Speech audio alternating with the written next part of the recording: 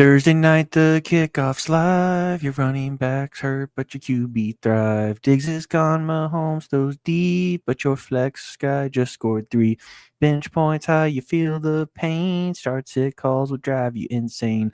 With the waiver wire, who will you claim? It's a fantasy football game. You can draft. You can stream chasing touchdowns for my fantasy team. Oh, watch that screen. Week 1 of your fantasy dream. Sunday red zone points galore. Your refreshing app, you just want more. Your kicker saves you late at night, but your defense scored not right.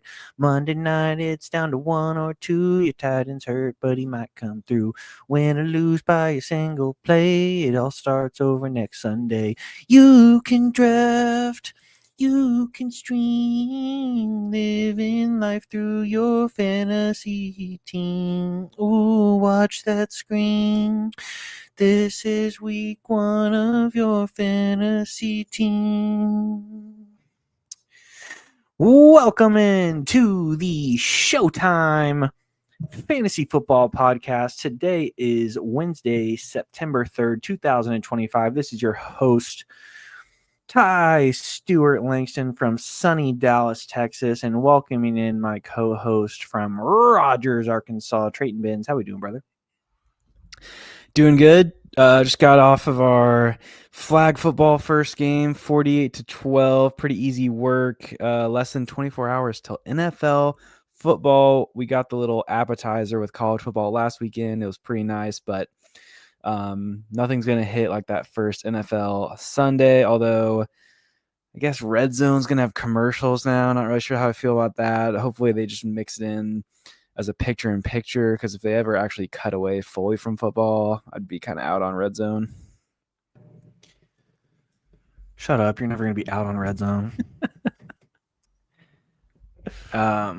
Yeah, the NFL knows they have us hooked. They can add commercials, you know, whatever the hell they want. They know we're gonna watch. I did see some stuff on Twitter today that was kind of not bashing the commercial side of Red Zone, but just bashing Red Zone in general. I know there's been like some split takes on this in terms of like, is it the right way to watch football? Would you rather just pick a single game and watch that? I know a lot of us are kind of multiple screen guys. Maybe we have Red Zone on one TV and our team on another screen, laptop or something to watch that full game.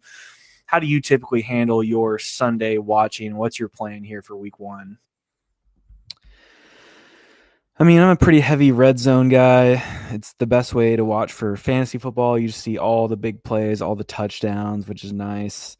Yeah, I usually have a second screen for whatever game we get locally, and it's usually one of the better ones. Especially that noon window, and there's like 8-9 games. I feel like Red Zone's really the only way to possibly keep track of everything. And you almost get spoiled by the time you get to the primetime games where there's commercials. You're like, oh my gosh, there's no football on right now. But yeah, so I obviously I'm a big Red Zone guy. What about you? Yeah, I mean, ever since I discovered Scott Hansen back in, I don't know, when did we start watching Red Zone? Probably freshman-ish year of college is when we really got into it. We'd squat up at like the Hots Hall movie room and put it on the big screen, and it's such an elite 8-hour adrenaline rush of constant just yeah, like you said, touchdowns, points. You don't miss anything. And I mean, personally, I think it's still pretty easy to keep up with any one certain team, one certain game, whether that's with a second screen or Gamecast or whatever. Like, I mean, and again, you're not missing any big play. Even I think Red Zone does a really good job of showing like third down stops, turnovers, like any big play in the game, they will show, not just touchdowns and like 40+ yard plays. Like even like a 20-yard first down, they will probably end up showing a highlight of it. Yeah. So, question for you: going into week 1, as my screen name says, we're all 0-0. In your opinion, do you feel like week 1 is the most pivotal fantasy week? You're either 1-0 or 0-1. Or are you kind of approaching week 1 as like, I just want to see my guys perform well? If I get unlucky and lose, it's more about just rolling the ball out there and getting the season started? Or do you feel like you have to go 1-0 going into week 1? Yeah, I put a pretty big emphasis on starting 1-0. Just I don't know, you do not want to go and like you have all the excitement of the draft. You're feeling so positive about all your players, and it can just put you in such an immediate tilt if you start 0-1. And I know it's probably not a good mindset of like when you're 0-1, you're only one game from being 0-2, and then like it's so hard to dig yourself out of that hole once it starts going in the wrong direction, unless you're freaking the Renaissance who can just start 0-4 and then rattle off 8 straight wins. I think this would take some nerdy research that I'm sure Luke or Josh or someone else can do for us, but I would be shocked if the percentage of playoff teams in our league that started 1-0 was not higher than 60%. Yeah. So it just Yeah, feels like pretty it puts you in huge. such a good spot, even though it's just 1 week. Yeah. And it gives you leverage on like waivers, trades. You don't have to play scared because you have a little bit more wiggle room. And I don't know. I do think that momentum is a thing in fantasy. So everyone's trying to capture that momentum this week, starting to go 1-0. Last we talked to you guys, we were going over the draft recap a little over a week ago. It's been like 10 days or 11 days now since the draft last Saturday at Beaver Lake.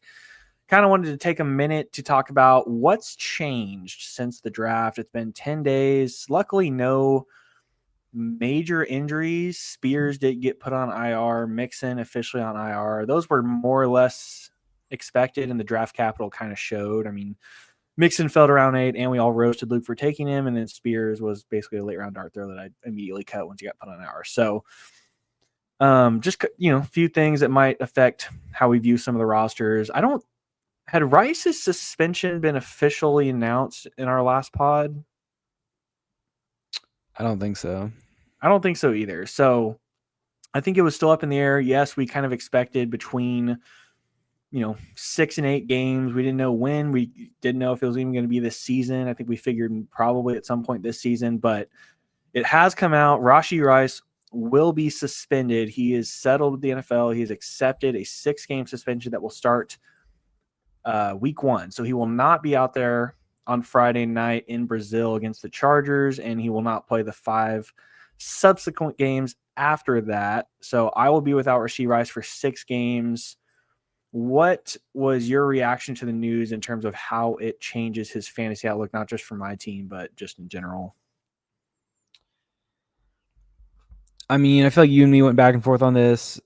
When we drafted, the scenario was probably more likely a 6-game suspension in the middle of the year, and you were thinking hot start, and now it's the beginning of the year. So I guess if you still get off to a hot start, it's nice because you're getting him back. The issue, and also you get him back once your other guys are on bye, and so that's nice. But the only thing is there was like a small chance the suspension was less than 6 or even got pushed to next year. That's obviously out the window. And for your team, it actually works out okay because you spent 4 of your top 7 picks on receiver. And so you invested pretty heavily there. And then you also didn't take a quarterback or tight end until late. And so you're actually one that has the depth to potentially sit Rice on your bench until he's back. All right, and then Joe Mixon officially on IR. Been a lot of bad reports about him even before the draft. Should Luke just cut him at this point? Probably, but I think out of pride he won't do that. This is kind of what we talked about in our last show. Like we were expecting this anyways. We just got it officially. Yeah, and because I didn't draft a defense or kicker in the draft, and I was looking at who I'm going to drop. Because we don't have IR spots in our league, I actually spent a lot of today going through all my leagues because I feel like it's about half and half, like leagues that do and don't have them. When you have them, they're honestly just like they're just free like stash a hurt player spots. I do think no IR1 is the way to play fantasy because it actually adds some strategy on whether or not you want to take up a real bench spot to stash a player. And 2, it just makes it easy, at least with like those fringe roster players anyway. Like if someone's hurt, ship them to waivers. Their projection score won't be high enough for them to even show up. Only like sickos are going to go searching for like hurt players on waivers to add and stash them. But it does introduce a challenge of like Luke now has to stare at like Joe Mixon out 0.0 on his bench for the next however many weeks if he wants to keep him. And there will be guys week 1, 2, and 3 that break out, have big performances, are leading waiver wire columns, and he's going to have to make the decision: do I cut Sampson, Higgins, Bigsby, or do I let the Joe Mixon dream go and get rid of him here? I don't know about you. I'm predicting Joe Mixon on waivers by week 2. He's already going to have to cut one of those guys for a kicker. Right. So then at that point, it's almost like Mixon becomes either his most cuttable or second most cuttable player. Yeah. All right. So Mixon on IR. Terry McLaurin, last week after the podcast, maybe the day after, comes out that he's gotten a big extension, no longer holding out. He will be on the field week 1 for the Commanders, got paid. Does this... I don't think Jerry necessarily got a big value on him from the holdout in the draft. I think he actually reached for him a little bit. So does this change your opinion on Jerry's lineup at all, or just kind of, this is what we expected? I mean, to your point, I feel like even if he has contract the whole time, he might have gone in round 4. So it might make you feel a little better about Jerry's team that's a little less risky. Also, we've kind of gotten word that Achane is expected to play week 1, so the calf injury, not too much of a concern. Jefferson's expected to play, so some of those concerns we had about Jerry's week 1 lineup, I feel like aren't as big of a concern. So I don't know. Does that make you any higher on Jerry's team, or you still kind of hate it? Yeah, I still hate it. But it doesn't really have anything to do with McLaurin. It's more so the running backs. I always thought his receivers were fine. I actually think the Rice thing, the Rice thing we talked about, like he got basically 2 bumps with the McLaurin, like full go, and Worthy without Rice for 6 weeks. I think Jerry's early season prospects definitely increased a little bit. Yeah, because even Hawkinson should be pretty good with Addison suspended. So Jerry has a couple guys that have an early season potential value bump. Yeah. Achane too. It seems like the news has been pretty positive on him in the last few weeks in terms of like he's been I think he's already back to practicing. No doubts about him playing week 1. I know when we drafted, there was a little bit more vagueness about the calf stuff. And I think even like some injury experts had come out and said he might miss regular season games. So no worries there anymore for Jerry. So who knows? Maybe the Renaissance will get off to a good start this year. So all right, next piece of news. Josh, we all clowned him for taking Quinshon Judkins in round 10. Reports over the last week have been that he's nearing a deal. If he signed tomorrow, how much different would you view the pick? And are we still worried about a suspension for him this year or what? Yeah, it sounds like he's going to get suspended either way. Still not signed. I thought the pick was terrible. It's still terrible. There's really no justification for even rostering him at this point. I mean, maybe you can talk yourself into just it's almost like Mixon. You almost have to convince yourself you're holding Judkins for like 6 weeks until he's maybe back getting carries, and then you have to convince yourself he's going to be startable at that point. So I feel like he's just going to be a roster clog on Josh's bench. And then 2 pieces of positive roster news for Andrew as number 1, Juwan Jennings is returning to practice, and according to Shanahan, he is expecting him to play. I think Jennings fell pretty far in the draft with the whole calf holdout situation, but it seems like as we get closer to the season, it's all systems go for Jennings. And then the other thing, kind of in line with the Spears IR, that kind of shoots Pollard up into very startable flex range, at least for the first 4 weeks while Spears is inactive. So do you, with Addison being suspended and not available, do you think these 2 moves help boost Andrew's flex options pretty well? Yeah, I feel like he's going to have a tough time deciding between Juwan Jennings and Jacoby Myers every week. But Pollard is pretty much locked and loaded until Spears is back. I will say there was some news about Krosky Merritt. I don't know if you saw this, but he was listed fourth string on their depth chart. Not that Andrew was necessarily starting Bill week 1, but it could be a while before he actually feels comfortable, if he ever feels comfortable starting Krosky Merritt. Yeah, the Bill stuff is crazy. Like, one day he's listed fourth on the depth chart. The next day there's like people out at training camp filming running back drills to see what order he goes in, and apparently he went second in a drill behind Eckler and before McNichols and Rodriguez. So we won't really know what Bill's role is until Sunday. If you had to gut check reaction, one, will he be active? And two, over under 5 touches week 1 for Bill. What are you saying? I think he'll be active, probably like 6 to 7 carries, so over, but not by much. Yeah, I think I'm starting to lean more and more into that's just going to be like a complete RBBC shit show backfield where it's like Eckler passing downs, Rodriguez goal line, JCM random first down carries, and then McNichols will probably have some bullshit like special teams / gadget role, and then mix in a Debo end around every now and then too, and then Jaden also stealing rushing. So I don't think there's going to be a ton of fantasy value in the backfield for Washington. So I guess we'll find out. But Najee and Stafford both are supposed to play week 1.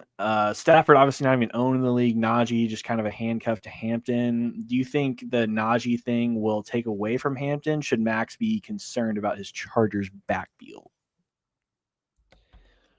No, I mean the guy hasn't really practiced in like months, and we don't even really know if he can see. He's been wearing sunglasses in his interviews, so I think you just start Hampton if you're Max, kind of see how he does. The situation he's scared of, though, to your point, is like a 50-50 timeshare where you don't really know which one to play. So hopefully for Max, Hampton shows out on Friday night. And then the Stafford thing, like the fact that he's going to play, I don't know if Puka and Devontae's draft costs were affected too much in our league, but do you think neither of us own these guys, but if we own them, would we be feeling better about them? Or is it still like, holy shit, he's old and has a back problem. This could blow up at any point, and I have Jimmy G throwing my receiver.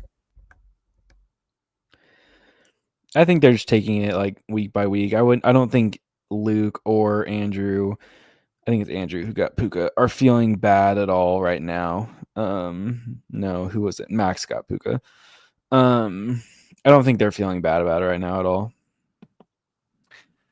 And then last piece of very important, integral, league-breaking news here. Jalen Warren is going to start. Mike Tomlin, he got a new contract extension. Mike Tomlin said he's the lead rusher. What is a reaction to this earth-shattering No reaction. Who cares? Move on. Okay. All right, now it is time for everyone's favorite segment. Dun, dun, dun. Trade review.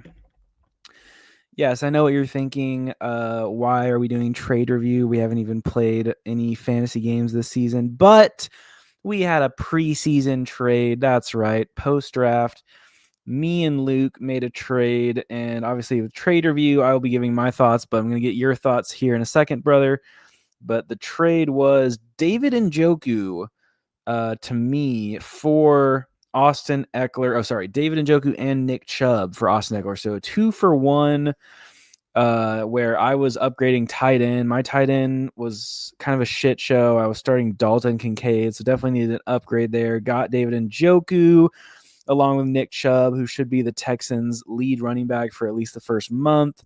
And then I send back Austin Eckler, who we kind of just talked about, but he's, I guess, the lead guy in a huge committee of Washington. So I don't know. I feel like I won this trade pretty easily. My tight end got a huge upgrade, and honestly, I don't see much difference between Chubb and Eckler, at least to start the year. So I feel like I got a win here, but maybe Luke feels decent about Eckler.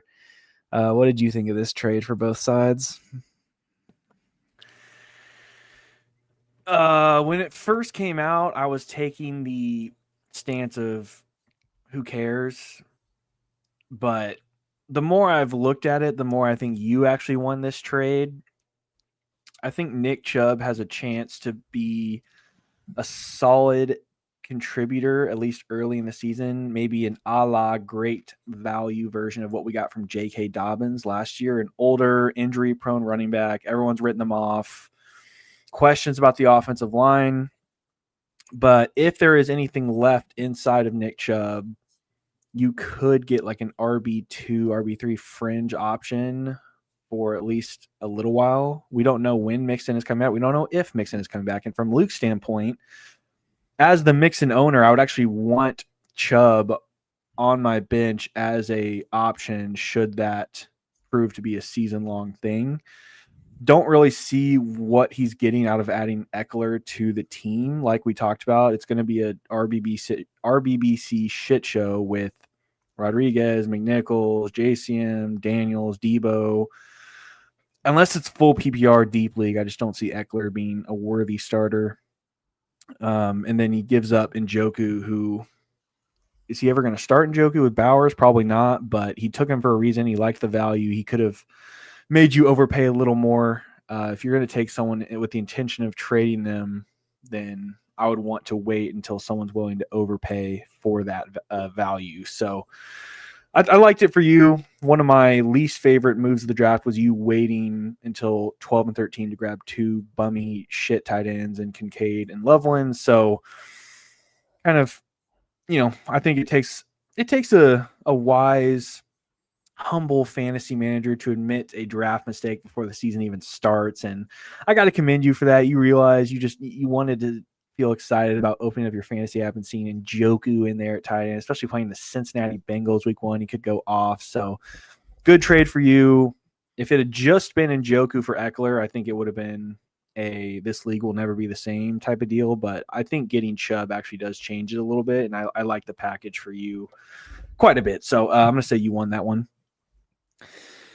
Yeah, thanks. I appreciate that you like my package, but we're talking about a trade here, so all right. Next segment. Boo. No, there's another trade. What? Oh shit. Is that real? Are we like that's real? Yes, it's real. What do you mean? All right. We also had Andrew and Will doing their classic trade that we thought was fake, and then it's actually real, I guess. But basically, it was just a quarterback swap ski here. Josh Allen for Lamar Jackson. These guys went back to back in the third round of the draft, so I guess not overly surprising to see them do a 1-for-1, but I don't know about you, but this just felt weird. Like, why go for your guy in round 3 and then immediately just swap him for another quarterback before the season? Like, nothing's changed in either of their situations. And even someone brought up that maybe Will was aiming for the stack with Lamar and Andrews, but he even admitted he didn't even realize he had Andrews or he wasn't thinking about that at all. So I'm definitely scratching my head at this one, trying to understand it for both sides. Like, if you liked Josh Allen over Lamar at the draft, what changed about that? And then if you're Andrew, I'm assuming Andrew had Lamar over Josh Allen like most people. So what changed there? So I don't know. This one, I don't really know what to say. To me, they're pretty similar. I actually prefer Lamar. So this made me like Will's team even more.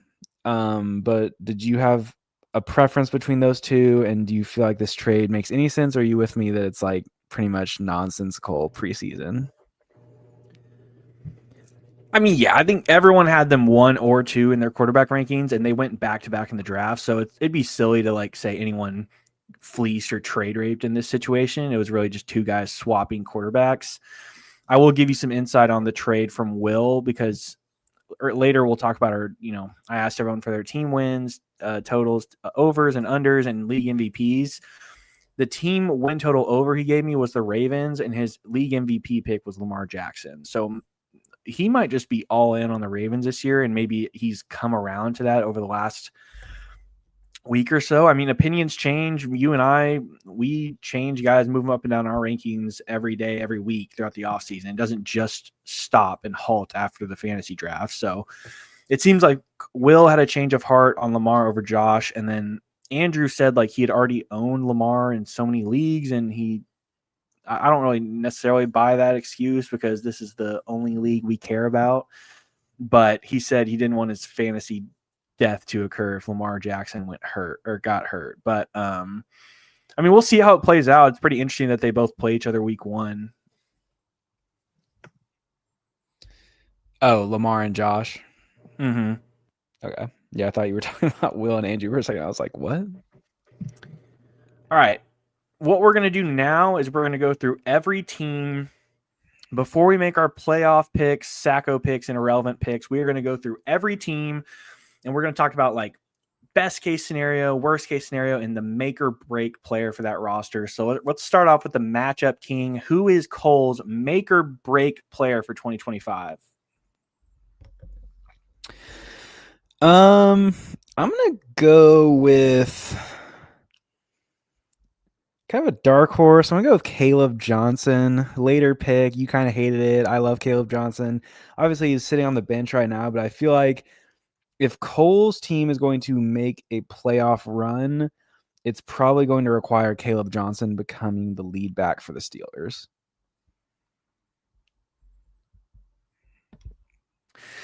Yeah, I'm going to go in a different direction. I think Breece Hall is kind of his make or break player. I think there's a lot of negativity surrounding Breece right now just because he's been a bust. I think he fell to the 5-6 turn our draft, and a lot of us still didn't like that pick. So a guy that was like a first, second round pick last year, dynasty. A lot of people had him as a top 5 guy last few years. I know he struggled with injuries. He struggled with inefficiency. The Jets actually just lost a guard today, a really good one. Elijah Vera Tucker went down. So a lot of just downward arrows for the Jets and Breece Hall. But if Breece Hall is somehow back to being a top 12 fantasy back, and you have Bijan, Breece, and that Eagle stack with McConkey, if I told you Breece Hall was going to be a top 10 fantasy running back, does that not change everything for Cole this year? Yeah, for sure. I just don't really think that's possible. That's fair. All right. Moving on here. Let's talk about Luke. Other than McCaffrey staying healthy, because that's just kind of the low hanging fruit. What player do you think what player on his roster do you have your eye on in terms of like if this player hits, Luke is going to be a championship contender? I'm going to say Bo Nix. I'm not really a Bo Nix believer, but he did show some flashes last year, especially in the last half of the season. He's a mobile quarterback, so he does have that potential to be an every week starter. And if Bo Nix were to somehow be a top 5 fantasy quarterback, I don't really believe it. That's why I kind of am lower on Luke's team. But if Bo Nix were a top 5 quarterback with Bowers, his receivers, and running backs, then I feel like that would be an easy playoff run for Luke. All right, I've got a dark horse pick here. I actually think my make or break player for him is Zach Charbonnet. If Ken Walker gets hurt, which I think is very likely at this point, Charbonnet in that Kubiak run scheme we saw in the preseason, right? Didn't he rip off like a 20-yard touchdown run or something like that? I think Charbonnet has shown the talent to be a workhorse top 10-ish type fantasy back with no Walker. So if Walker goes down, all of a sudden Luke's roster goes from, McCaffrey and the boys to McCaffrey, Charbonnet, and the boys. So, all right. For Josh's team, who are we looking at here in terms of a make or break? I'm going to go with RJ Harvey. I know I just used a Bronco in his last roster, but I feel like RJ Harvey is one of those guys who could pretty much either be top 10 or bottom 30. Like there's not a lot of in between results with RJ Harvey, just with the projection of him into that Alvin Kamara Joker type role with Sean Payton. I feel like he could either be amazing immediately or be in a split with Dobbins and never fully break out. That's a good pick. I'm going to go with Waddle. I think he needs Waddle or Debo to hit to have that second receiver behind Neighbors. I think Waddle is a lot more likely, though, because I'm down on Tyreek. I think Tyreek is going to have a bad year, so that'll in turn help Waddle. I think Waddle, he's got the speed, he's got the talent. He just needs him and Tua to stay healthy, and I think he's in for a solid year. Debo is just a little too old, little too washed for me to include him in this conversation, but between those two, I think Luke or Josh needs one of them to be in like that top 15 conversation to win a championship. All right, moving on here. Cannon's team, make or break, who we got? I'm going to roll with Emeka Egbuka here. I feel like he's getting a lot of hype for a rookie, but we know what the Bucs passing game can produce, and if Egbuka steps right into that Godwin role and succeeds all season, that would be huge for Cannon's depth, but I could also see it going poorly. I'm actually going to stay at the top of the draft here. I'm going to say Saquon. It feels like the Saquon thing could just go two very different ways. You could either have a repeat of last year where he's breaking off 60-yard touchdown runs and being the best player in fantasy, or the 400 carries could catch up with him and he gets hurt, and then all of a sudden your RB1 is James Conner / Kyren Williams. If Saquon is last year's Saquon, Cannon is a playoff team. If Saquon gets hurt, I think Cannon is looking at a potential Sacko appearance. All right, make or break player for William McCombs. What do you think?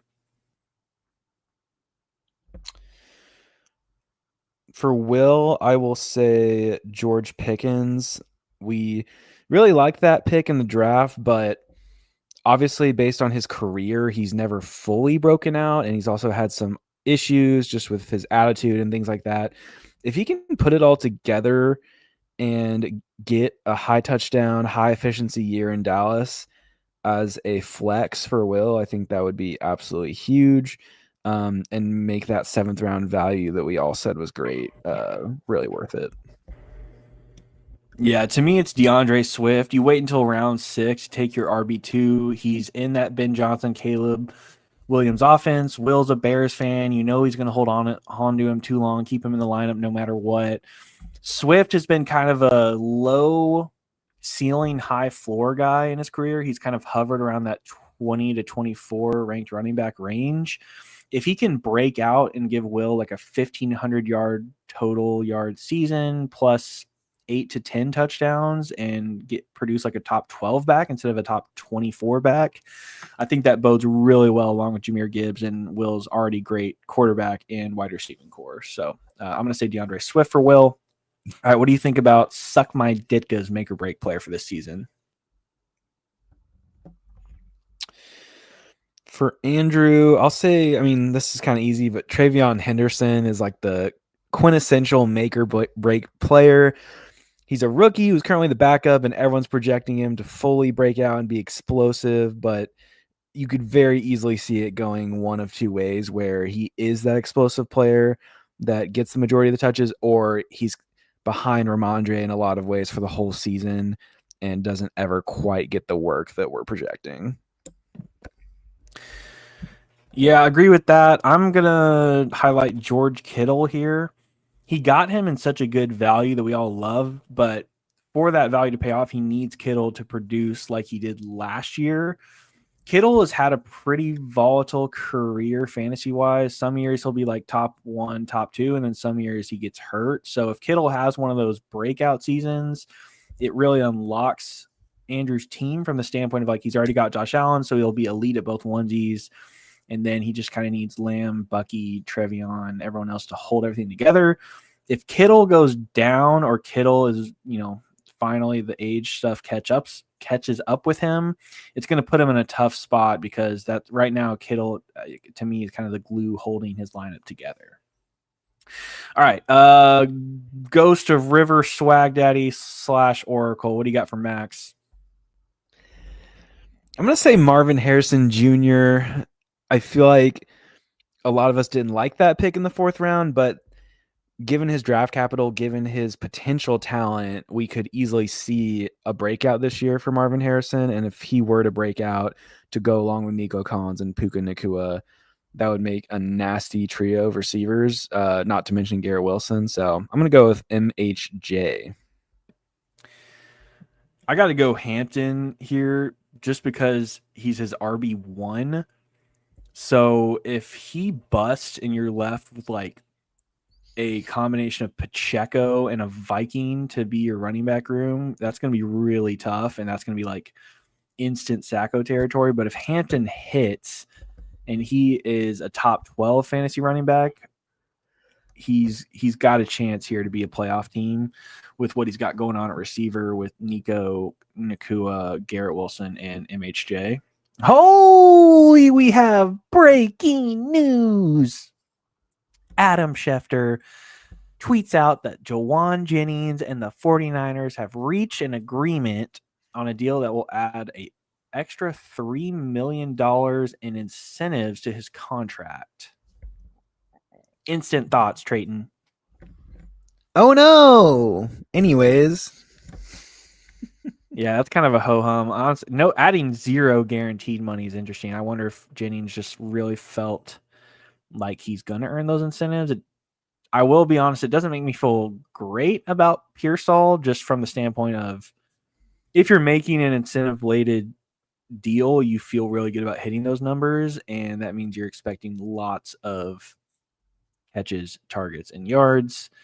If he's healthy with that calf, it could definitely be like a 1A, 1B situation. We'll see who gets more targets. It's already a little bit of a crunch there because you have Kittle and McCaffrey that are going to get theirs. So we'll see. We'll see week 1, Pearsall or Jennings. All right. Moving on.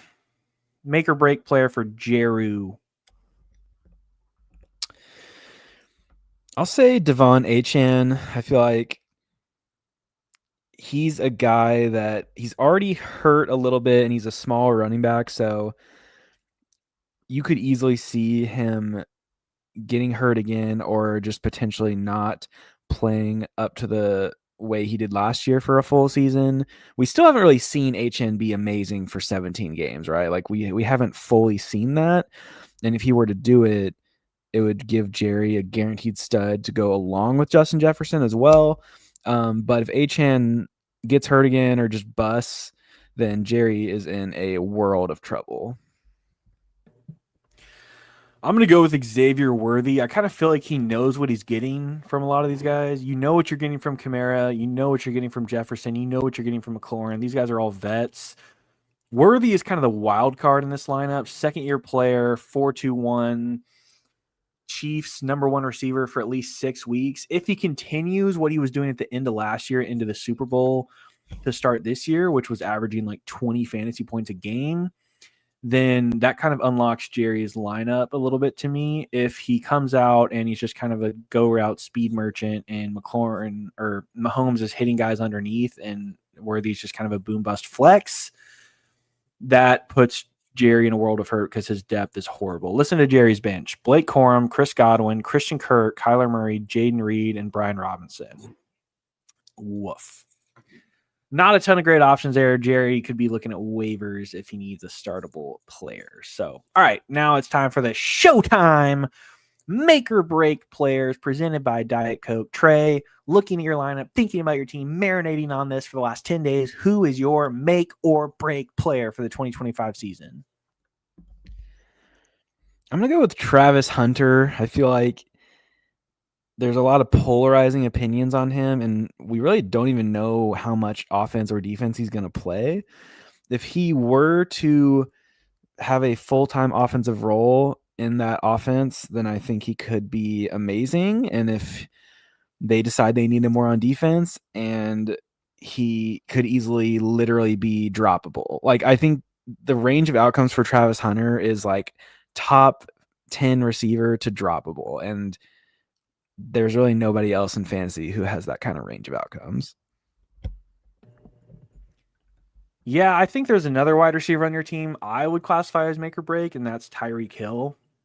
I think we have someone talk about range of outcomes. Tyreek Hill could literally be, I still think, as down as I am on him, wide receiver one is in the range of outcomes for him. If he, because he was that as shortly as 2 years ago.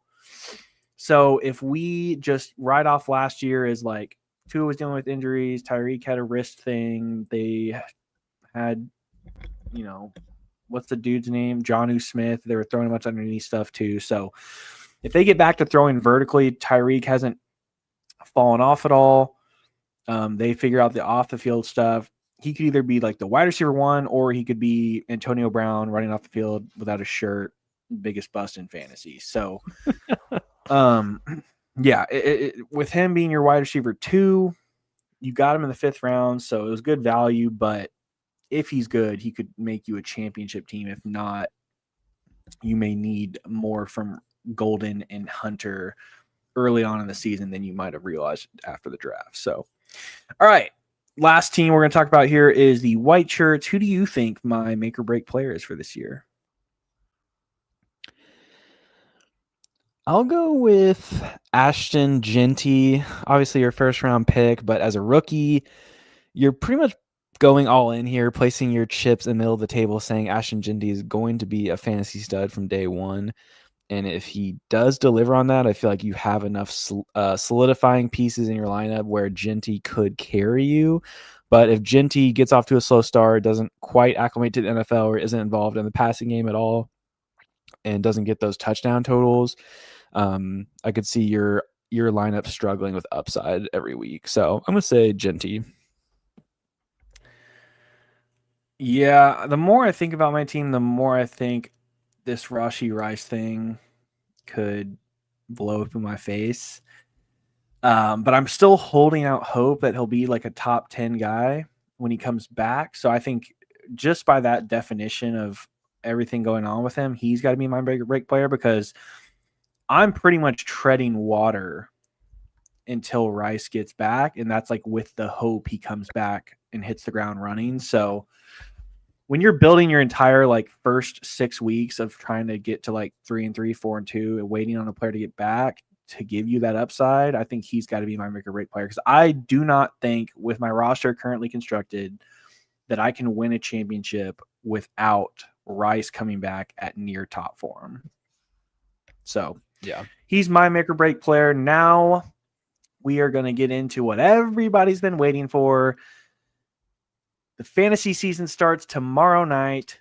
We've got our playoff picks, our irrelevance picks, our Sacko picks presented by White Shirt Sportsbook. Trayton Benz, where do you want to start?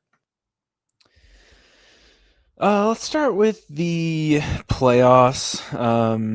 Let's go ahead and give our 4 playoff picks and then our champion. So for the playoffs, I've got myself. I've got Josh Belford making the playoffs, surprisingly. I've got Cannon, Kern, and I've got William McComb. So me, Josh, Cannon, and Will. And in my championship, I'm going to have myself facing off against Will, and of course, beating him to win my 4th championship. And Will comes up just short of his first in absolute tears. All right, so wait, you said yourself, Josh, Will, and who? Cannon. All right, so twins think alike, I guess. I've got myself, Josh, Will, and Cannon making the playoffs.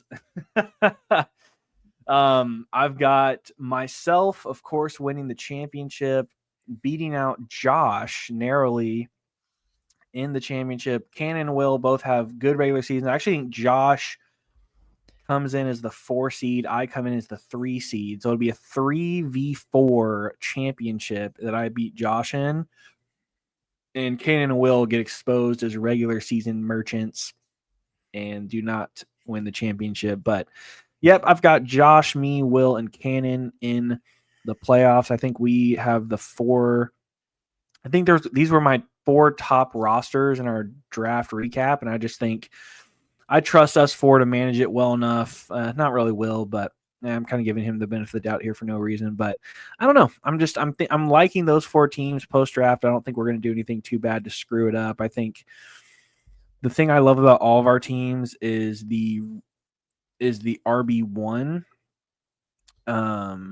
We've got Derrick Henry, Saquon Barkley, Ashton Genty, and who's Wills? Jahmyr Gibbs. I mean, 4 absolute studs, first round picks at the RB1.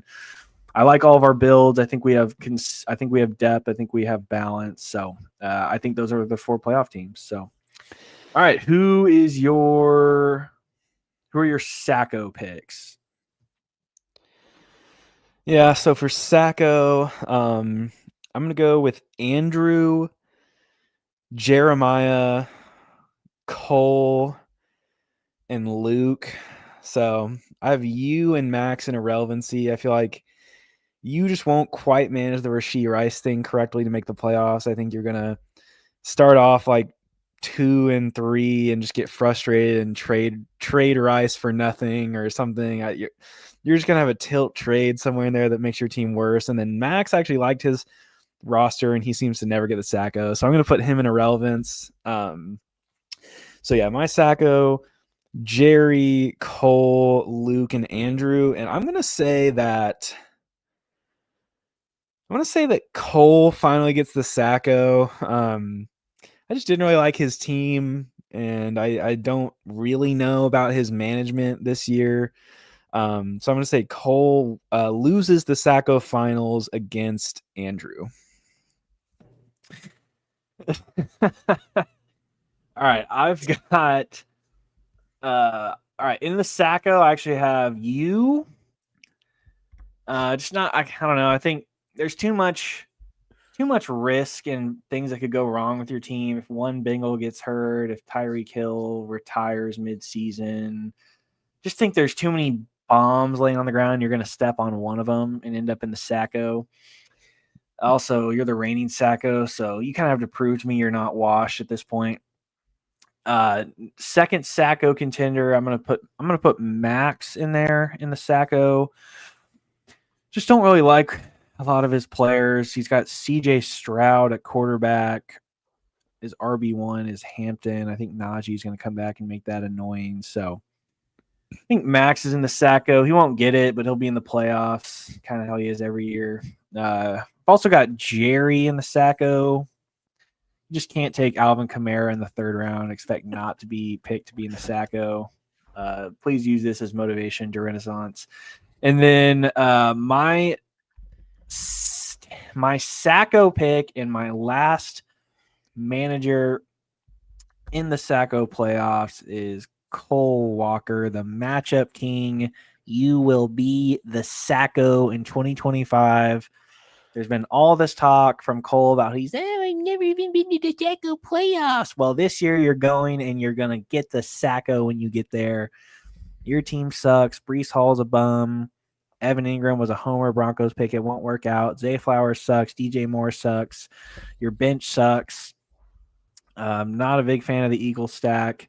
You're just a Bijan and Lad McConkey merchant. And I don't know. I'm just kind of he's a dad of 2 now. He's gonna be busy changing diapers instead of making trades and waiver claims. So kind of think this is the year Cole gets the Sacko. We need it. We haven't had a new Sacko in a while. I think we've had a lot of repeat Sackos. So think we're due to add one to the Sacko Grext, and Cole just feels right for it with all the gloating he's done recently about avoiding it. So I'm gonna go Cole with the Sacko, which means Andrew is back to his natural irrelevant state, and Luke, after a championship year, comes back down to earth and hangs out in Cancun for the last 4 weeks of the season. Who do you have beating Cole in the finals? Jeremiah Ojeda.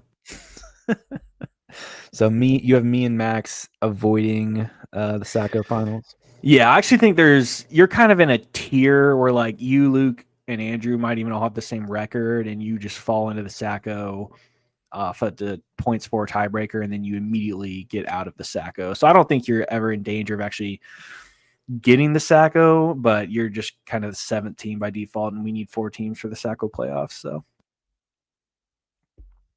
all right. So those are our playoff irrelevant and Sacko gimme Showtime picks of the season presented by White Shirt Sportsbook. Now we're going to get into our some fun NFL season predictions here. So before we get into week one, start looking at the matchups, let's just talk about the season as a whole. We're all NFL fans. We all like this crap. So I sent out some win totals to all the members of the group chat, some Super Bowl odds as well. So I asked everyone for their favorite win total over, favorite win total under, Super Bowl pick, dark horse playoff team, and NFL MVP. Do you have your picks ready, or do you want me to kind of go through everyone else's / mine while you take a look? No, I'll go through mine. Okay. What do you want me to start with? Let's go overs. Okay, my over. This will not surprise you. Jacksonville Jaguars, 7.5. Surprised by that value, honestly. I feel like I would expect it to be closer to 8.5, but obviously they're not a franchise that you've seen greatness from time and time again. But I'm pretty high on the Jags this year. I think Trevor Lawrence finally has that career breakout. The Liam Cohen effect with Travis Hunter. I'm kind of buying into all that hype. You got BTJ as well. Pretty solid offensive line. Defense, you have 2 good pass rushers. I don't know that the defense will be great, but honestly, that division is so easy that they could win the division with 9 or 10 wins, and I just need 8 wins to hit this over. So I'm loving the Jags at over 7.5. Yeah, not really feeling that pick. I actually considered them on my unders list. Not really a Liam Cohen fan. I think Trevor Lawrence is kind of a bum. So bad pick there by you. All right, what under stuck out to you? I like the Arizona Cardinals under. I'm not really a believer in Kyler. It's sitting here at 8.5, and I don't really love a lot of what they have going on. Marvin Harrison, I'm not really a believer there. I feel like they're trying to be a defensive team, but I'm not sure they have the horses. And that division is sneaky tough. I feel like they might be the worst team in that division with the Seahawks, maybe. But sitting there at 8.5, I like the under on the Cardinals. Yeah, I don't hate that call by you. That's a tough division, and Kyler Murray is too short to see over his line. So, all right, give me a Super Bowl pick. Super Bowl. I'm gonna say I really like the Ravens this year. I think the Ravens are gonna win the Super Bowl. That's my prediction. And as far as who they play, um, I'll say the Packers. I don't know. I think that could be fun to have the Packers back making a run with obviously the trade they just made from the Cowboys. That would be really fun to kind of monitor. And I'm not a huge believer in Jordan Love, but I feel like he has enough around him that if they get that division and home field, that they could sneak their way there, and then the Ravens would absolutely bloodbath them in the Super Bowl. It'd be like that Broncos Seahawks Super Bowl from a few years ago. I'm going to say Ravens over Packers. Interesting. Okay. All right. Give me a league MVP pick. I'm going to go with Jaden Daniels. I don't think it'll be like they're the number 1 seed, but he could have a statistical year. I think they could be like the 2 or 3 seed, and he has like an insane rushing year, like 1,000 yards rushing, 30 touchdown passes. And they do win that division over the Eagles potentially, and that's enough to get him the MVP, because Lamar doesn't have the stats. And I think, voter fatigue could come into play here with Lamar, where they don't want to give Lamar another MVP. Josh Allen just got it as well. Mahomes doesn't really put up the stats. So I kind of like Jaden Daniels to potentially have a breakout year. The Commanders win that division and he gets the MVP. Defensive Player of the Year. Kyler Kyle Hamilton. I don't know if I'm just gonna ride the Ravens. I might as well pick one of their better players. He just got a huge contract. Maybe this could be one of those where he stumbles into like 8 interceptions and wins Defensive Player of the Year. Offensive Rookie of the Year. I'll go Tetaroa McMillan. I love T-Mac. He's one of my favorite players, and I think he could have a statistical year similar to Puka Nacua from a couple years ago. Maybe not quite as many yards, but 1,200 yards, 7 touchdowns, something in that range. That'd be probably a pretty easy win for Offensive Rookie of the Year. Defensive Rookie of the Year. God, I don't even know any defensive rookies. I don't even know who to pick. Jesus. Give me a name. I don't know. You don't know ball, bro. All right, Abdul Carter. Sure. What team is he on? Shut up. All right, and then give me a dark horse playoff team, like a team that you're higher on than most. I guess you're just gonna say Jacksonville, but I'll give you another name here. I'll go with the Bears. I actually think the Bears can make the playoffs. I don't mind the Caleb Williams, Ben Johnson marriage, and their defense should be at least okay. So maybe the Bears sneak in as a wild card. Okay. For me, I'll give my picks real quick. I had a couple overs I was eyeing. Cowboys 7.5 is a gimme lock. Go put your mortgage on it. 7.5 is literally nothing. We're going 10-7 minimum. Giants 5.5, another NFC East team. I'm a little higher on the consensus. I think 5.5. I mean, with that pass rush with Russ, I think 6 wins. They can get there. I think they'll actually be pushing for a wild card spot. Probably won't make the playoffs, but I think they get to 6 or 7 wins rather easily. And then the Steelers 8.5. Mike Tomlin never has a losing record, and he's not going to start now. I don't care if his quarterback's Aaron Rodgers or fucking Popeye the dildo. I'm taking Steelers over 8.5. Every day of the week, good defense. Jalen Warren's him. Unders. Saints 4.5. I just think they're going to blow and they're going to be tanking. I'm thinking 2 or 3 wins there for them. I can't see Rattler or Shaw leading that team to 5 wins. Colts 7.5. I'm just not a Daniel Jones believer. Dolphins 8.5. You know how I feel about the Dolphins. I think it's all coming crashing down this year. McDaniel is going to get exposed. Tyreek's going to be washed. Bears 8.5. Caleb sucks. Is a nail painting freaking loser. And then my last under is actually a high one. I'm taking the under on the 11.5 wins for the Philadelphia Eagles. Part of it is because I like the rest of that division pretty well. I like the Commanders. I like the Cowboys. I like the Giants. No team has ever repeated as an NFC East division winner over the last 20 years or something insane like that. Super Bowl hangover. They lost a lot in free agency on defense. I don't know. Just feels like last year was their year. Their year this year won't be. So I'm thinking closer to 9 or 10 wins there for Philadelphia.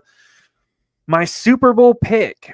I am taking the Washington Commanders to win the Super Bowl over the Kansas City Chiefs. I think Jaden Daniels is going to be a playoff superstar, win his first Super Bowl as a sophomore.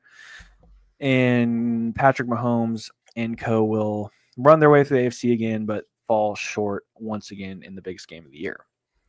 My league MVP, I'm going to say Joe Burrow, which that would be good for you if that happened.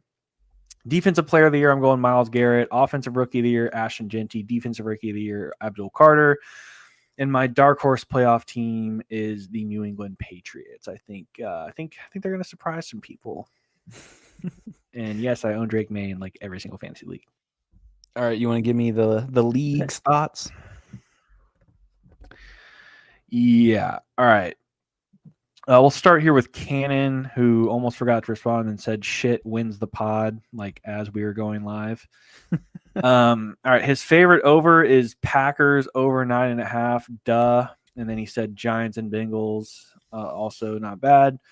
Under, he said Saints, my God, there's no chance in hell. And then he also said under on Broncos and Pats. I'm trying to see what the Broncos number was. I think it was 9.5, something like that. I don't really like that call. I think the Broncos are gonna be solid.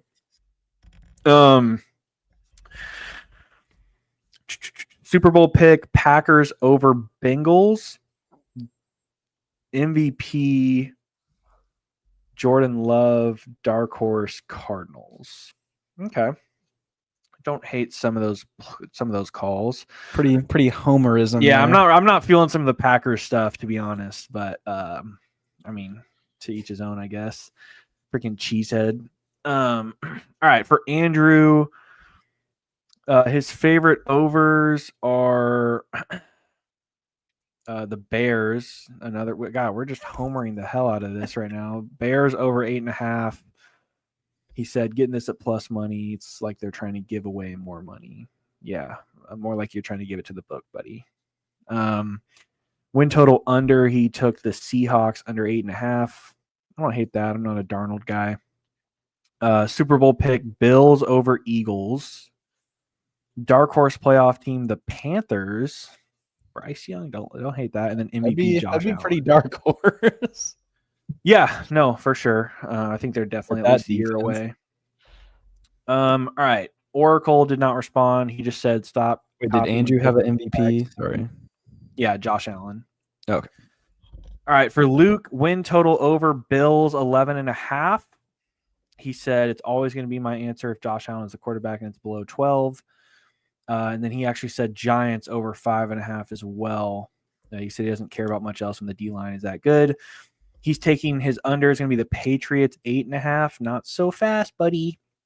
And his Super Bowl pick is Bills over Lions. Young dark horse playoff team, Bryce Young. And then MVP, he said back-to-back. So I'm assuming that means he is referring to Josh Allen. Jerry did not respond. Josh did. Josh's favorite win total over is Bengals over 9.5.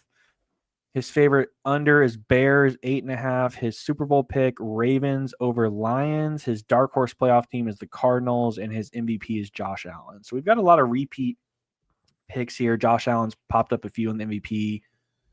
Cardinals are a few people's dark horse teams. Cole over Cowboys 7.5. Under Vikings 8.5. Cole fading JJ McBumphy here. Super Bowl pick, Ravens over Eagles. His dark horse team is the Cowboys, and his MVP is Patrick Mahomes. Okay, Cole, little Dallas fan there. I see you, boy.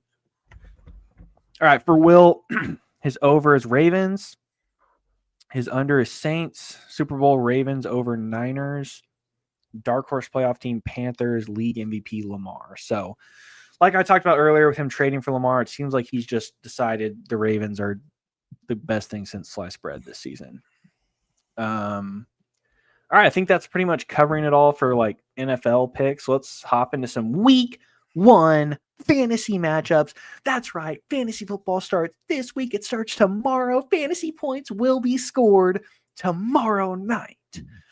We've got plenty of Cowboys and Eagles being started in our fantasy league. Let's start off with the irrelevant matchups of the week. Trey, would you like to take a look and break down the Cole and Max Mickey Mouse matchup of the week? One of these teams will be getting a Mickey Mouse win. Trey, please take a look at this matchup. Tell us who's going to win. Oh, also, we kind of need to figure out what we're going to do for our pick competition this year. I think you've kind of destroyed me the last 2 years, but I want something on the line. Yeah, we'll have to figure that one out. But yeah, someone has to win this Mickey Mouse game in week 1 between Max and Cole. Looking at the matchups, I definitely like Cole's stack opening up tomorrow night with Hurts and A.J. Brown against Dallas. Dallas's defense is horrible. And with C.J. Stroud, you definitely know Cole's winning quarterback by a mile. Running back, I've also got to give it to Cole just with Bijan Robinson, quite a bit better than Hampton or Pacheco. Don't love Breece Hall, but Bijan home against the Bucs, that should be a 20 burger. Receiver, I like Max here with Nico and Puka actually facing off against each other, Rams Texans. And for Cole, AJ Brown, like I said, Loud McConkey, that's still a strong combo. I'll give the nod to Max, but strong combo there for Cole. Cole's got a lot of guys on Thursday and Friday, so he's going to know a decent amount going into Sunday. Tight end, I'll give the nod to Max. Sam Laporta probably could just fall in the end zone. I don't really love Evan Ingram this week. And then at the flexes, Marvin Harrison and Garrett Wilson versus DJ Moore, Zay Flowers. This just kind of feels like a wash, a bunch of low-end wide receiver twos. Don't really know how to even pick between these guys. Defensively, I love the Cardinals against the Saints this week. And obviously, Brandon Abramatic. Gotta love that. So, wow, Cole is going all in on Thursday night. Hurts, A.J. Brown, Abramatic. And I think it's going to pay off for him. I'm going to say Thursday night's a bit of a shootout. Or Hurts gets a stack touchdown to A.J. Brown. Brandon Aubrey kicks a couple 40, 50-yarders. And Cole ends up winning this one in a bit of a low-scoring matchup. I'm going to go with Cole 120 to 113. Yeah, I'm also going to go with Cole. Just not really feeling the CJ Stroud start from Max. I think Max is going to start racking up some L's till he goes to waivers to replace his quarterback. Also, I'm not sure this Hampton Pacheco Friday night Brazilian running back matchup's going to go the way Max is hoping. I'm thinking neither of those guys top 60 yards in that one. And I'm just not much of a Marvin Harrison believer. So I actually think Cole, I know we both picked him to be the Sacko, but I think he takes down week one fairly easy.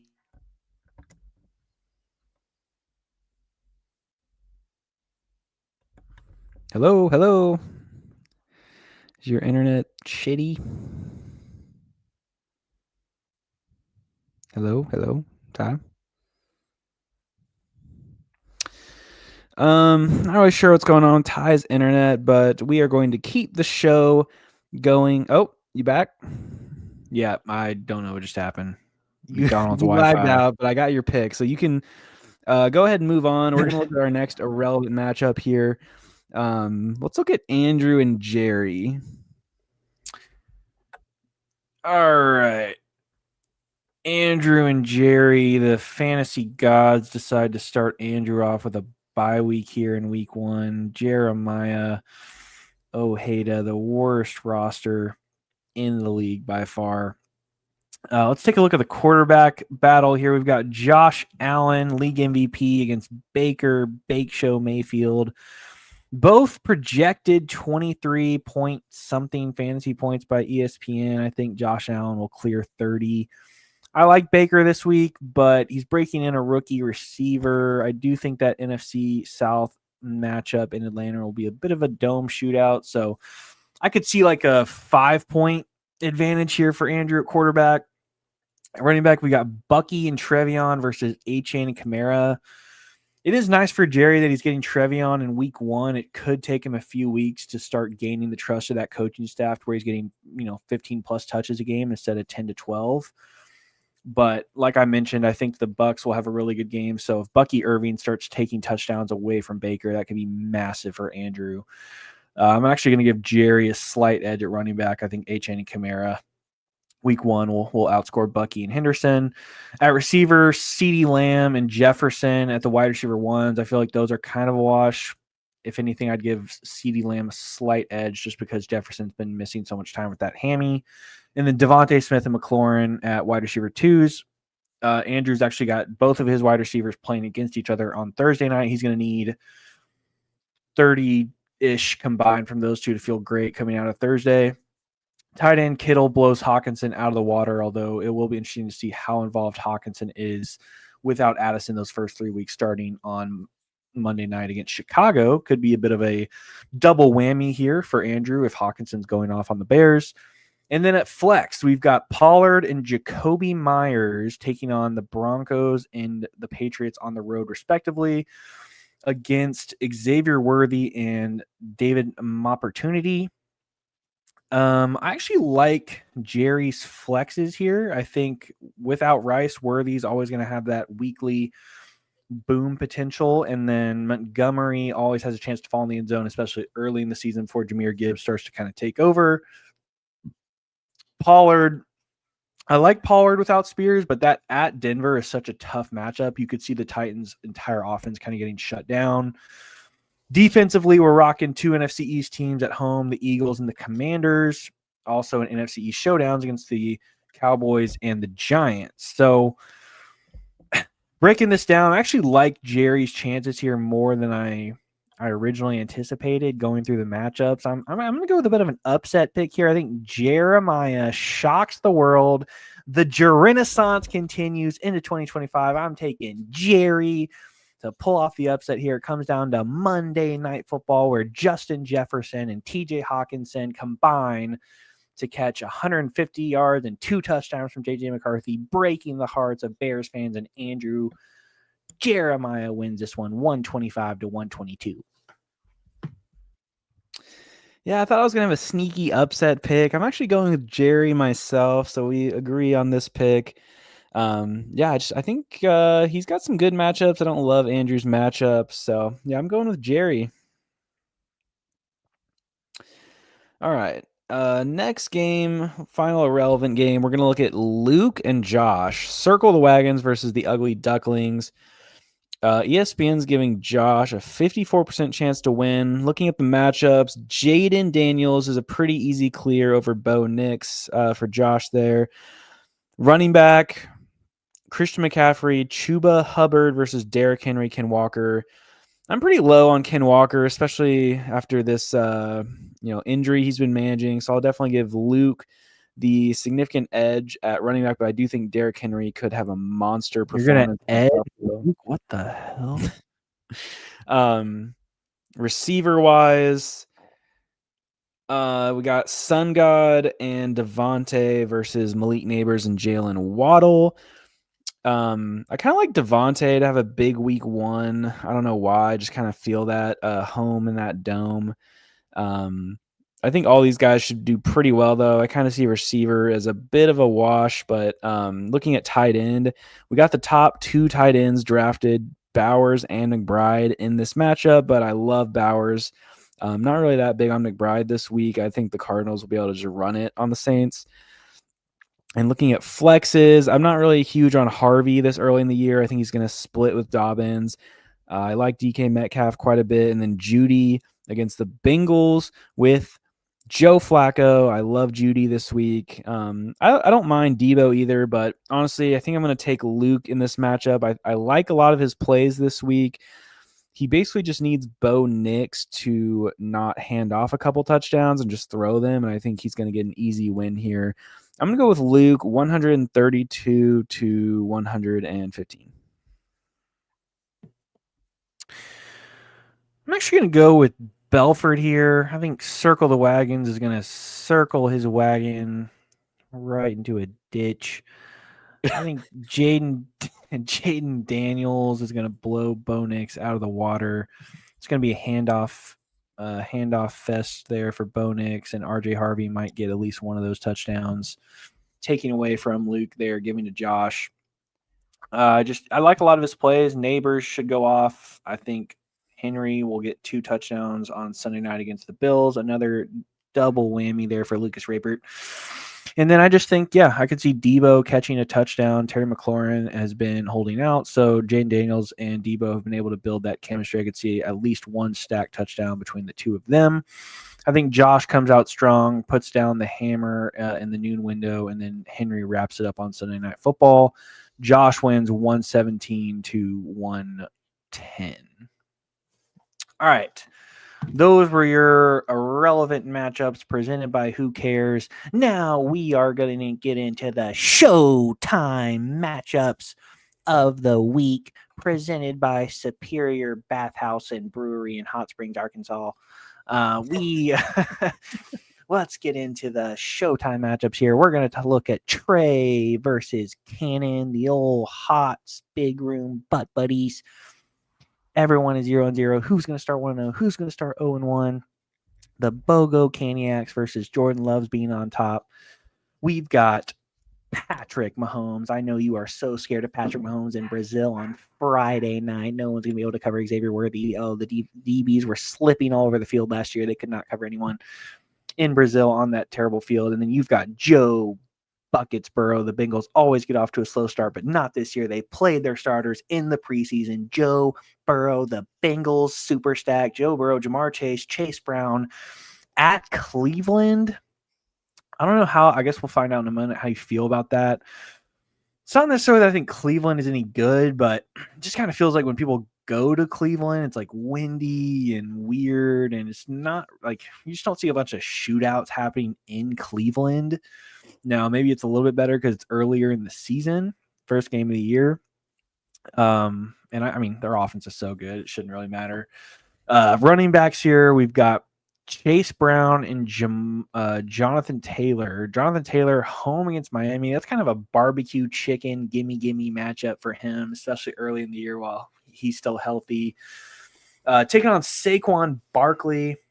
Yeah, tomorrow night you will be facing an onslaught of the number one fantasy running back from last year, Saquon Buster Barkley. Unfortunately for Saquon, he will be running into the arms of Kenny Clark quite a bit tomorrow. So that 19.55 is going to look real high tomorrow. We'll see if he even gets to double digits, bum. And then James Conner at RB2 taking on the Saints. You can't love that matchup. Seems like the Saints will maybe turn it over a couple times in their own territory, give James Conner some red zone, hashtag green zone action. Running back wise, I'm actually going to give you the edge there just because I think Saquon will get exposed by Kenny Clark. Receiver, Jamar 101 Chase, the other half of the stack, and Tyreek Hill at the Colts. You kind of need that Colts-Dolphins game to be a shootout between JT and Tyreek. Cannon is rolling out BTJ and Emeka Egbuka.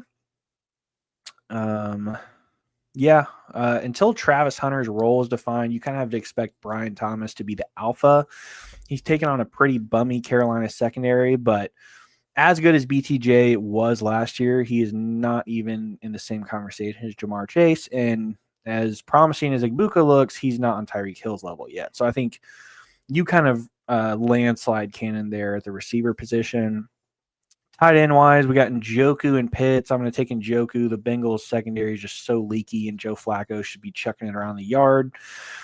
Flexes, I think this is where Cannon kind of comes back to get you here. He's got Kyren Williams, been on the last two Blind Squirrels Fantasy Championship teams, projected over 14 points in at flex. Taking on the Houston Texans at home, and then Jackson Smith and Jigba, the number one wide receiver for the Seahawks at home against the Niners. So a couple of NFC West flexes there for Cannon. For you, you are starting is this an IDP league or something? Why are you starting a corner? You are starting Travis Hunter, rookie wide receiver, number 2 overall pick, listed as a starting wide receiver on the initial depth chart, home against the Panthers. Who will score more points, BTJ or Travis Hunter? You will be so locked into that Jags game, seeing who Trevor Lawrence is targeting. And then your other flex, you are rolling with J.K. Dobbins, who has a higher rushing prop line than RJ Harvey. You expect him to be the lead back coming out to start the year. You are benching Calvin Ridley against Patrick Surtain. You are benching the Packers' number 1 receiver, Matthew Golden. Some tough flex decisions for you. I'm sure you'll waffle 3 or 4 times between now and Sunday. But for now, you've got Dobbins and Hunter in, so that's how I'm going to make my pick. I am going to go with Trey Langston. We are BOGO candy. Actually, I had canes for lunch today. Not a caniac, though, just a box combo. No slaw, extra toast, double sauce. All right, I'm going with Trayton Benz here. I don't know. I'm kind of buying this whole Bengals preseason. No more slow starts for them. I like JT. I like Tyreek and Njoku. I think could have a big game. I think you'll lose the flex battle pretty handily, but it won't matter because the rest of your lineup will just put up so many points. I'm thinking this is like a Bengals super stack explosion here, 60 plus points. I'm going to say you win this. It's going to be a bit of a shootout. I like both teams. Let's go 140 to 128. I think Saquon and Mahomes get Cannon off to a pretty good start, but you eliminate a lot of that lead in the noon window. Yeah, I do agree it could be a higher scoring game, but definitely going to lean myself here. I agree. The Bengals go for at least 4 or 5 touchdowns, and then David Njoku in the catch-up game gets a touchdown. So I think that game will be huge for me, but I'm going to take down Cannon pretty easily here in week 1, start out 1-0. And now we're going to go to our final Showtime matchup of the week. Who will start 0-1? Who will start 1-0? Ty versus Will. Bear Jew versus White Shirt. This could be the start of your next championship run, or Will could finally get off to a good start and maybe make the playoffs. Let's look at this matchup here. Quarterback Lamar Jackson going to definitely be taking the advantage here over Drake May. I don't mind Drake May as a play this week, but we just haven't really seen him consistently be great, and it's Lamar Jackson. At running back, he's going with Gibbs and Swift. Swift on Monday night. You're going with Genty and Jacobs. Definitely, and Jacobs and Gibbs are going against each other, so that Packers-Lions game is kind of big for you. Genty, first career start. You're also starting – you've got Patriots and Raiders in that game. You kind of need that to be a shootout. I'm sure you'll have that on your extra screen there with Genty and May.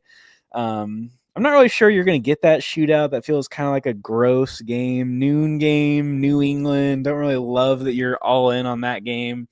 But given that we don't, the Vikings defense is pretty solid and you've got a couple studs at running back, I'll give you the advantage there. At receiver, he's going with Drake London and Mike Evans in that game, so they're facing off against each other. You definitely need that to be not a shootout, even though it kind of feels like one. I know you're definitely scared of London and Evans going off there. Whereas you have T. Higgins and Teteroa McMillan, couple tall X receivers. You just need them to catch touchdowns, but I'm definitely going to lean London and Evans as volume monsters for Will. Tight end, I kind of like Andrews this week. I think they announced Isaiah Likely is out this week, and that's going to be that's going to be a shootout with Buffalo. I could see a stacked touchdown there, Lamar to Mark Andrews on Sunday night, which, honestly, you're going to definitely need to be going into Sunday night up significantly, knowing that he has Lamar, Swift, and Mark Andrews, while you only have the Bears defense and James Cook. So you're definitely going to be sweating that Sunday night game, hoping Lamar doesn't throw a touchdown to Mark Andrews, and I know he's going to, and it's going to be so funny. Tyler Warren, I could see him having a solid rookie outing, but maybe just like 5 for 60 or something. Nothing to write home about. I don't really think he gets in the end zone, while I do think Mark Andrews does. So I'm going to give Will the advantage at tight end. Flexes, James Cook. Like, honestly, James Cook is huge for you. You kind of need him to dominate that game. You don't really want the Ravens to get rolling with Lamar and Mark Andrews. So you definitely need James Cook to have a big game this week. Ricky Pearsall, we'll see how he does. Wait, refresh your app. Did you make a change? Holy Jalen Warren live on the podcast. I have made a lineup change. Ty's scared of the Juwan Jennings report, and he is putting in Jalen Warren at the Jets. He should get a solid number of touches there, 15 to 18. Lead back for the Steelers. So I don't hate that play, but doesn't really seem like a super high upside play. Looking at Will's team, we got Cortland Sutton. I don't love Sutton this week. I mean, the Titans corners aren't good, but I could just see the Broncos running the ball, playing defense in that one. And then I don't love George Pickens that much this week either. The Cowboys on the road, banner night for the Eagles.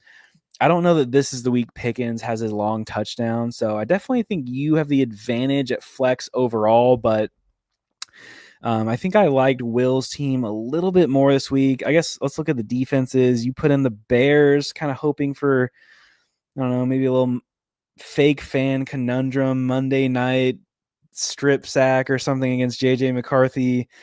While he's going with the Bengals, definitely an interesting play considering the Bengals defense is considered maybe the worst in the league. So I think you're probably loving that play from Will there at DST. You're going to Will Lutz, just hoping to capitalize on the Broncos blowing them out. He's got Cameron Dicker. It doesn't really matter. Yeah, I'm gonna go with Will. I feel like he has a little bit better opportunity this week with that Lamar Andrews stack. And I think your team's going to do fine, but I just don't necessarily think you have the blow up performances in your lineup right now. I'm going to go with Will, 136 to 120.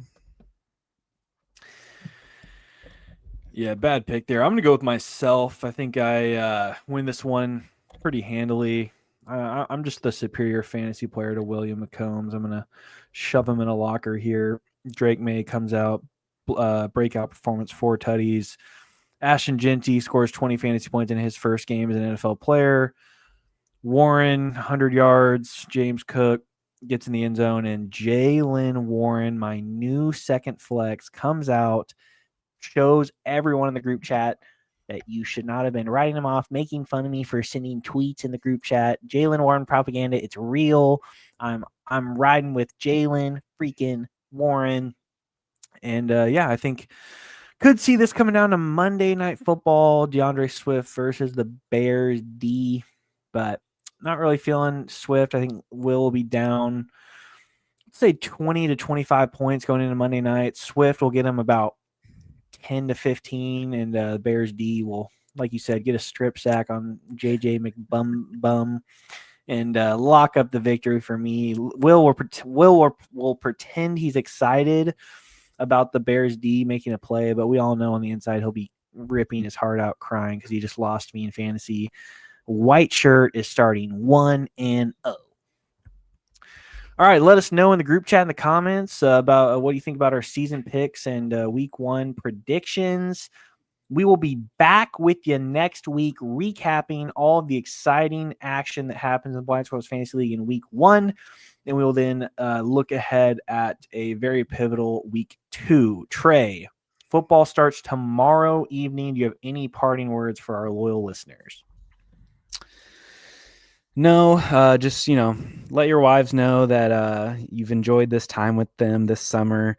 Whatever TV show you've been watching, whatever movies you've been looking at, it's been fun, but football is back.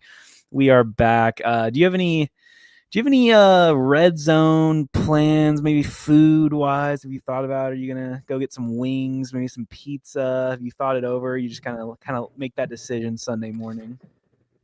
We actually recently found a new pizza spot in town called I Fratelli's. It's pretty solid, and I think I'm going to see if they have a buffalo chicken pizza. If they do, I'm going to order it and just chow down on it all Sunday afternoon. For tomorrow night, you will not find my ass anywhere but a couch from 7 p.m. Central Time to 10:30.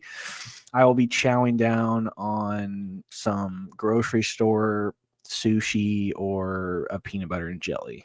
So, and we'll save the what? Do you actually have the Cowboys winning tomorrow or no? No. In Pick'em, I have the Eagles winning with like a 14 confidence or something like that.